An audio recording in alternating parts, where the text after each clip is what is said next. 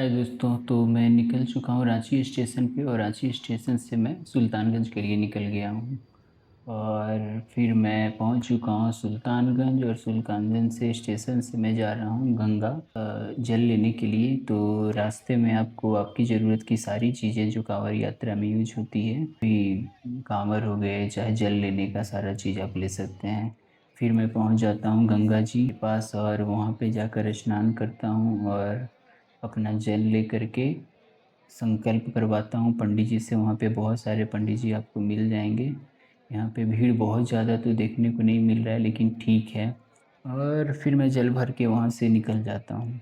वहाँ निकलने के बाद सब ठीक है, लेकिन धूप बहुत ज़्यादा होता है जो बहुत चुभ रहा होता है। लेकिन एक अच्छा है जो रास्ते पे आपको पूरे रास्ते पे मिल जाएगा गंगा जी का जो बालू है वो बिछाया हुआ है, जो आपको चलने में काफ़ी हेल्पफुल होता है। तो हम लोग चलते हुए आगे निकलते हैं और फिर बहुत कम भीड़ होता है। बहुत सारे ऐसे लोग हैं जो धूप के कारण से नहीं चलना पसंद करते हैं, शाम को निकलेंगे या कहीं विश्राम कर रहे होते हैं। तो मैं इसी तरीके से आगे चलता गया और कुछ आगे चलने के बाद मैं भी कहीं बैठ गया और बैठने के बाद मैं भी थोड़ा आराम करने लगा। फिर शाम हुआ तो मुझे भी लगा अब चलना चाहिए क्योंकि मौसम काफ़ी अच्छा हो चुका है। तो फिर मैंने कोशिश किया कि चलो चला जाए, क्योंकि बहुत सारे लोग हैं जो बैठकर आराम कर रहे थे। और फिर निकलना शुरू करते हैं। शाम होने के कारण रास्ते पे अब थोड़ा सा क्राउड भी ज़्यादा हो गया था, भीड़ भाड़ भी ज़्यादा हो गया था। तो चलिए अच्छा लग रहा था, उतना भी ज़्यादा क्राउड नहीं है। सबसे अच्छी बात यह है कि जब मैं धूप में चल रहा हूँ तो भी अच्छा लग रहा है, क्योंकि जो आपके दोनों तरफ है ना पेड़ पौधों से पूरा एरिया ढका हुआ है। द क्विक पॉइंट के बारे में, जिसके बारे में मैंने पहले से भी ऐड देख रखा था। तो मैंने वहाँ का दही टेस्ट किया जो बहुत ही शानदार था। और जो भी कांवड़ यात्रा कर रहे हैं फलहारी पे ख़ास तौर पे, तो उनके लिए एक बहुत अच्छा ऑप्शन है। और उसे टेस्ट करने के बाद मैं आगे निकल चुका, फिर मैं कुमरशहर पहुँच गया। ये क्या, मैं तो अचानक से सच में शॉक हो गया, क्योंकि ये जो सेवा शिविर बना हुआ है ये हमारे गांव के मुखिया जी हैं उनका बना हुआ है। तो सच में मुझे बिल्कुल भी इसकी जानकारी नहीं थी, तो मैं देखकर सच में शॉक हो गया। तो मैंने देखा काफ़ी अच्छा है यहाँ पे सुविधा है, आप आराम से बैठ सकते हैं, भोजन का बहुत अच्छा प्रबंध है। और आपको नींबू पानी शरबत सारी चीज़ें उस वक्त दे रहे थे। सबसे बड़ी बात यह है कि मुखिया जी को मैंने खुद सेवा करते हुए देखा है, लोगों को सर्व करते हुए काम करते हुए देखा, ये बहुत अच्छा लगा। फिर मैं वहाँ से आगे निकला और बहुत सारे ऐसे शिविर थे जो यहाँ पे लगे हुए थे। तो आप अगर रास्ते में आराम करना चाहें तो आराम कर सकते हैं। शाम हुआ, जब भी धूप होता था तो मैं कोशिश करता था धूप को अवॉइड करूं और आराम कर लूं। और जैसे ही थोड़ा धूप कम होता था तो फिर चलना शुरू कर देता था। इसी तरीके से मैंने अपने यात्रा को कंटिन्यू कर रहा हूँ। और लोगों का क्राउड कभी ज़्यादा होता है कभी कम होता है। अब मैं पहुँच चुका हूँ कांवरिया। अब भी शाम का समय है और बहुत अच्छा से लाइटिंग वगैरह किया हुआ है और एक अच्छा थीम के साथ डेकोरेट किया गया है चीज़ों को। फिर अंदर गया तो मैंने शिव जी की देखी, बनाया हुआ है स्टैचू उनका। और बहुत ही अच्छे से लाइटिंग वगैरह किया हुआ है, बीच बीच में ये अच्छे डेकोरेशन हर जगह करे हुए हैं जो आपको देखकर अच्छा लगता है और आप थोड़े इंटरटेन होते हो उससे, ताकि आपको थोड़ा सा चलने में और ज़्यादा एनर्जी मिल सके। तो इसी हिसाब से हम लोग वहाँ से आगे बढ़ते हैं और शाम का समय होने के कारण चलने में थोड़ा ज़्यादा मज़ा आ रहा है। और लोगों का क्राउड जो होता है, आप एक दूसरे से काफ़ी मोटिवेट होते हो देखकर, क्योंकि लगभग सारे लोग थके हुए हैं। बहुत सारे बम हैं जो बहुत दिनों से आ रहे हैं, तो वो थोड़ा सा सही है। फिर मैं पहुंच जाता ये कांवरिया।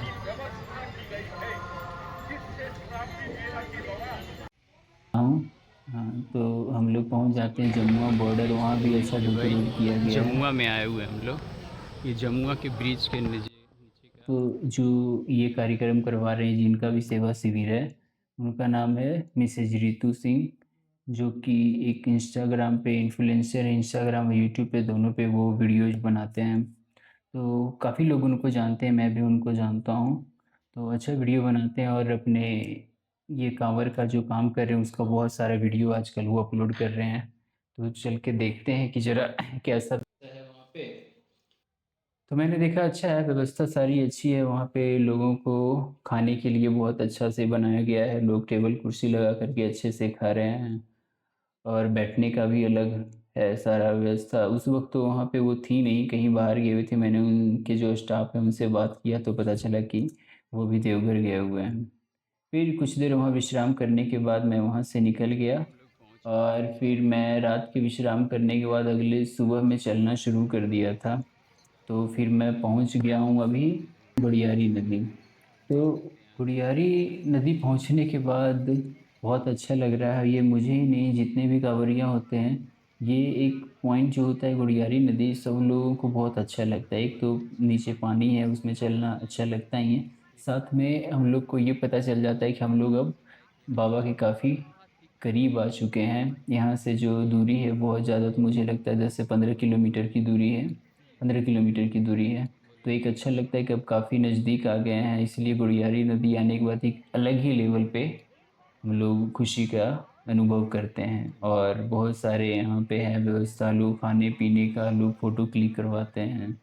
तो अच्छा लगता है यहाँ आने के बाद। फिर धीरे धीरे हम लोग यहाँ से बाहर निकलते हैं। और वहाँ से बाहर निकलने के बाद हम लोग आ जाते हैं एक बॉर्डर पे, जो कि आपका बिहार और झारखंड का बॉर्डर है। यहाँ से आपका झारखंड स्टार्ट हो जाता है। तो यहाँ से जो बाबा नगरी की दूरी है, देवघर की दूरी है, वो पूरे 10 किलोमीटर है। तो फिर हम लोग यहाँ से चलना शुरू करते हैं और उसके बाद पहुँच जाते हैं जो आपका है देवघर नगर निगम। वहाँ पे हम लोग पहुँच जाते हैं। यहाँ से जो मंदिर की कुल दूरी है वो पूरे 3 किलोमीटर की है। तो वहाँ पहुँचने के बाद भी अच्छा लगता है।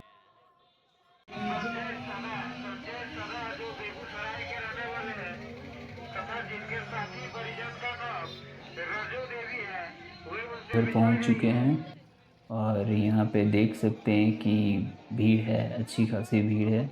और लेकिन आरती वगैरह सब लोग बहुत अच्छे से अटेंड कर रहे थे, उतना भी ज़्यादा भीड़ नहीं है जितना हम लोगों को टीवी पे खासतौर पर मंडे को देखने को मिल रहा था।